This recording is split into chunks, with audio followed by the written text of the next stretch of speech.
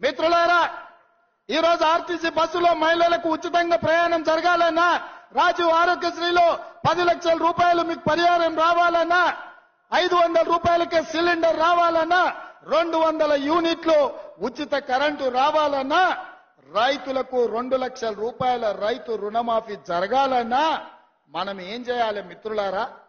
ఏం చేయాలి? ఏం చేయాలి? ఏం చేయాలి? గట్టిగా, ఇంకా గట్టిగా, ఇంకా గట్టిగా ఢిల్లీలో ఉన్న మోడీకి వినిపించాలి, గల్లీలో ఫామ్ హౌస్లో వండుకున్న కేడీకి కూడా వినిపించాలి కొడంగల్లు గలం. అందుకే మిత్రులారా, రాబోయే పార్లమెంటు ఎన్నికల్లో 14 పార్లమెంటు సీట్లను ఈ తెలంగాణ గడ్డ మీద నుంచి గెలిపించాలి. మీరందరు సిద్ధమేనా? సిద్ధమన్న వాళ్ళందరూ చేతులు పైకెత్తండి. సిద్ధమేనా? సిద్ధమేనా? సిద్ధమేనా? సిద్ధమేనా? సిద్ధమేనా? జై కాంగ్రెస్.